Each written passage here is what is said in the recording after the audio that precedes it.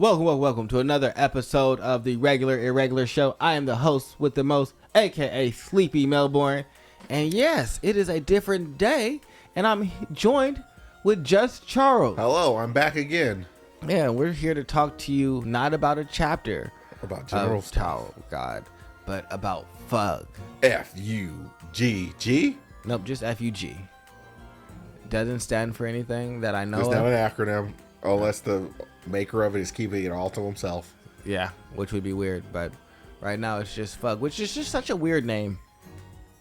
Feels like it. That was just the thing. Jihad beat him up, and then that's the thing that he said afterwards. FUG.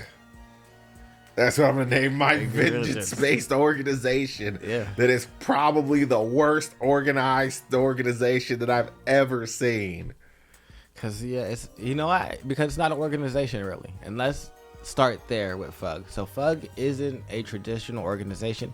It is actually a religion where the Slayers are considered living gods that are followed by all of the non-Slayer members. Yes.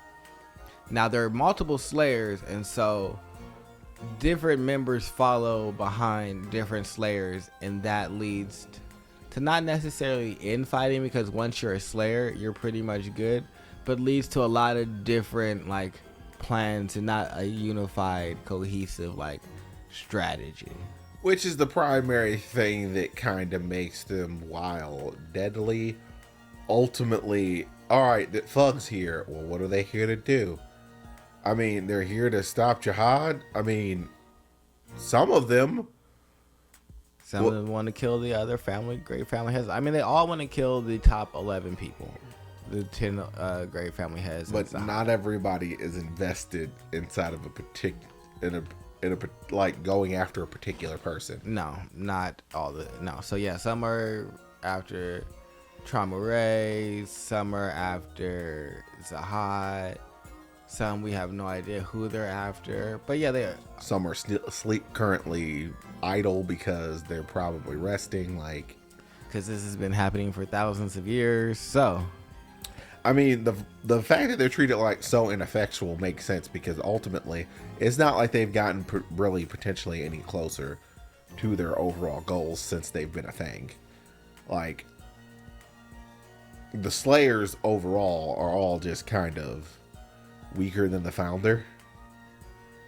And if you're not on the Founder's level, you're not beating any of the 10 great family heads as it stands right now, as far as I'm concerned. You know, that is a very good point. No one is stronger than the Founder. And I guess since we're talking about the Slayers and the Founder, we might as well start there. So the Founder and number one Slayer of FUG is Grace Marchese Lusek. He founded the organization? Yeah, he founded the organization after V's death. Untimely demise. Yes.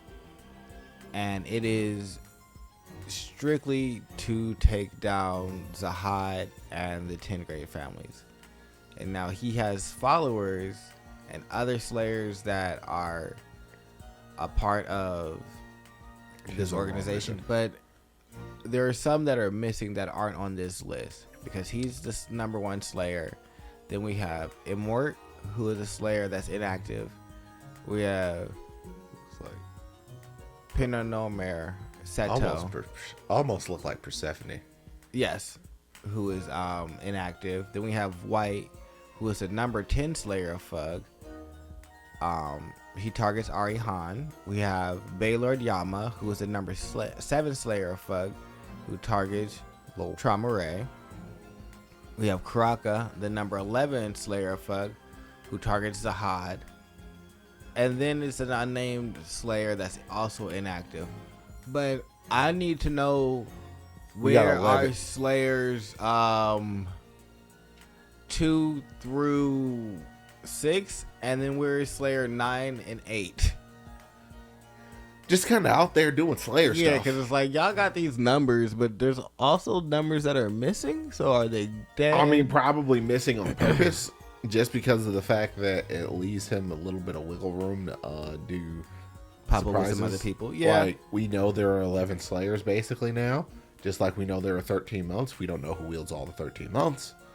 But Yeah, and I guess if you're someone that's, because if you're Slayer like number 2, that probably means that you're a little more powerful. And so I'd probably give you a little more credence just because you're right up under the founder. But up under the Slayers, who obviously control the entire organization, with Grace being the main one to head up the organization. like the leader of a religion or the deific beings are rarely the people who actually administer the overall organization. And I believe that's where the elders come in. Yes, and so Grace actually was like kind of like Zahad in sleeping, who was just taking a rest. And so the elders are the ones who make decisions with active Slayers for great plans. For example, appointing specific personnel for dedicated missions.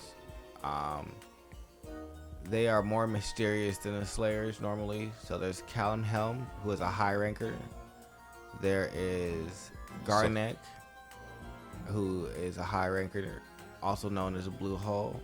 Garnek serves directly under Grace Okay, as like his bodyguard and direct administrator.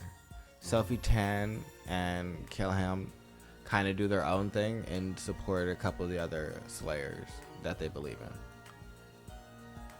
Kelham is the elder from Fug who was going to use Baylord Yama and all the K9 people in that assault against the great heroes, and kind of like let his past history like get in his way. And so he got stopped. They ended up working everything out, and that's where he kind of like started to believe in Bam. So you have to get all the elders to kind of believe in you. And so Sophie Tan still wasn't messing with Bam and refused to like help him out. The way a Slayer candidate basically gets promoted is that all the elders basically say, this is someone that is worth venerating, and we should put forward as a Slayer. Sophie Tan is finally on board with Bam defeating a ranker, and I'm assuming Garnek's on board because Grace supports Ha Jinsung. And so since he's on board, because like Ha has told like Grace's plans and everything like that, and he supports that. So I'm assuming Garnek is on board with them if Grace is on board with them. So Hajin's son, who is Bam's master, has told Grace his immediate plans. Mm-hmm. So basically, by transference, he has Grace's almost blessing inside of his actions and what they're doing right now. Yes. Especially currently in a story where Grace, Jin, and Blue Hole Garnek are headed towards Tramiel and Gustang to further instigate the fight and get Bam. Yep. So it's like, all right, well, you're going to go up against some of the great heads for this person that you believe can take down Zahad. So you're putting your money where your mouth is. So I believe that Garnek and them believe in him. So I think that he will be a Slayer at the end of this. Is kind of where I see this headed. Yeah, that's basically becoming a Slayer basically leads Spam to having the full support of Fug. Yes. And a guaranteed right of basically non-interference inside of his plans directly. Yes. Oh, and in terms of ability, Kelhelm has the ability of foresight, and he also uses arrows as his main method of attack. He can create different pathways with those arrows using his foresight as well. Sophie Tan's abilities deal with like transportation. So like she teleported Bam out of like the mothership. Like she showed up and then got them all out of there. I don't know exactly what Garnet can do outside of like fuck shit up, because Garnet immediately went on the assault when the workaholics appeared, and was messing everything up until Urek came out, and then that's when Grace was like, "You should probably chill, and I got this." But up until that point, that's the number 6 strongest person in the tower, and yeah. Well, oh yeah. Just to keep in mind, I do believe the leader of Fug is the 15th strongest person in the tower, if I remember correctly. Yeah, he's like top 15. Yeah, he's top 15. Keep in mind, Zahad is 5. Yes. So the main villain of the entire series that we're not even sure if is even a villain anymore. Like, this is all getting shakier the further we go into this series. See, I feel like he's a villain because they all made this decision to not continue to climb the tower. And I think that's really where what I'm seeing now, that's a lot of what this whole thing is about. It's the group of people that wanted to continue going forward, and there was a group of people that didn't. And that caused a rift. And then those two groups went on their different sides. And now it looks like Trauma Ray did some fuck shit and killed one of the people that wanted to go on the side of the people that wanted to continue to climb the tower, but blamed it on the people that wanted to climb the tower, creating an even bigger rift that couldn't be like mended because now you've killed one of us, and where it was just like we're all friends but we're having a disagreement, you've taken this to a new level. So yeah, Trauma Ray is kind of a dickhead, I will say, from what I've seen. Anywho, that's not what this one's about. No. This one's about, we just finished talking about the elders, and the next level below the elders is the executives. If the elders are the CEO, the CFO, and the CIO, and people of that nature, the big picture people, the elders are basically your your upper middle management, your feet on the ground type people. They're the people who interact with individuals and actually get this stuff done. Yeah, so they're executors of the plan. And so executives can be dormant regular agents planted on different floors that wait sometimes for thousands of years until they are called to accomplish their missions. Finally, the executives can recruit regulars that are fervent believers in Fug or Fug causes. So 2 of the people that were part of this were Yu Han Sung, who was the test administrator on the 2nd floor, which makes a lot of sense to have one of the administrators be a part of Fug if you're a recruiter. And then August Gus is also a part of Fug, and he was the administrator on the test floor on the 20th floor. So as you get stronger, we're checking to see if other people want to join Fug as you've made it up the tower. Yep. And then we have Pokin, who had his hand in the Hell Train, and Ha Jin Sung, who is Bam's teacher and supporter. Yep. So Ha Jin Sung is just somebody who you don't want to mess with. Pokin's the person who helped execute the white stuff with the middle mass layer. Karaka. And he helped them actually execute that entire contrived thing, getting white off the Hell Train. Oh, also, if you don't know, Jin Sung used to go around like killing other great Tin family members. Like, that's his thing.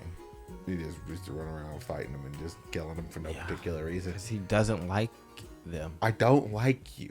Yeah, no, he was not about I don't like the way you think. Pretty much. He was very much on some Kendrick Lamar time. I will say that. I mean, DMX said that's first about Drake. Well, I heard a breakdown of... You know what? That's not the time for this. I'll talk to you about that after this. So, under the executives, we have a role that's kind of in the middle. Guy, we have... It's one of those transient roles like I would say Slayer Candidate is. Guides are the Red Witches are all so important to Fug as an organization that they kind of transcend the hierarchy. Yes. But they are definitely they are defined by the organization's goals in and of themselves. Yes. And We have Ha Ryan, which is the redhead witch that is showing Bam everything and taking him where he needs to go. Basically, his personal red witch. Yes, and the difference between red witches and Dwarves. silver dwarves are silver dwarves can see immediate future and not a lot of detail. Red witches can see broad strokes with more detail, so they can get you more of what you want in the long term, where the silver dwarfs can do the it silver quicker. dwarfs can get you immediate results. Like the silver dwarf's ability will be better inside of an immediate fight because they will be able to see the person's next move. The red witch will be able to see the fight coming 5 miles before they actually got to it and said, we should probably turn right here because there's a fight down there. Yes. And so we also see that the red witches are more aligned with Fug because that's who they work with, and the silver dwarves are aligned with the 10 great families because they're a part of the Zahad army. Yeah. Which I think is interesting. Also, in terms of rankers, there's a lot of them, but one of the more important rankers inside of Fug is Evenkill. She is kind of like Rock, where Rock is an ancient species and seems to be fully that in himself. She has an ancient species inside of her. Yeah. So that's enabling her innate control over fire. Yes. And so that's why she can do that full transformation and do all that fire shit. She's also one of the people that helps train Bam. Yeah, when he gets the circular bangs, I do believe she's pretty instrumental in helping him actually master the utilization of that stuff. Yes. Really, I feel like he could have named those anything besides Bang. Yeah. And then have the gay character be named Bam. Bang and Bam. Bang, bam. Bam and banging. Bam's been banging Bam, bam, around. bam. But we also have some Slayer candidates who are Harlequin, who is basically white, but not in his full form where he's absorbed all the souls. Yep. And then Jewel Veil Grace, aka Bam. And if you don't know who Bam is, well, then what are we doing? You don't know anything about Tower of God. And you met him inside the first few chapters. We can do a recap for you if you like. Let us know in the comment section. Yeah. But we'll probably do a recap or start having some conversations. A spoiler warning for season 2 that's coming out. Yep. We'll do some conversations for that. What you guys can expect. Maybe break down some organizations that you guys will be seeing at that point in time. Probably go into the 10 great family heads, see who's going to be important during that and who's currently important in the manhwa. Hopefully now that they actually started animating it, they just kind of, we get to what do you call it, we get to the yearly status. So that means we actually get Tower of God every year now. That would be great. That would be great. Because after the first one, I get it, you didn't know whether or not it was going to be successful or not. But you're doing it again, so let's just... Now we know. Go full tilt. I agree with that.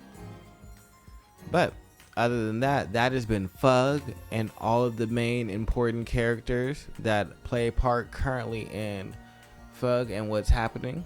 And what those roles actually are. Yes. But we'll probably get into some other character full breakdowns, especially of Grace, Ha Jin Sung. I'm excited to do his character analysis because there's just a lot of stuff like about his history and background that's pretty cool. Probably could do the entire main team, honestly. Yeah. I think we should do some of that. But let us know in the comment section what you guys want to see. Like, subscribe, comment below. We love you. Bye-bye. Later.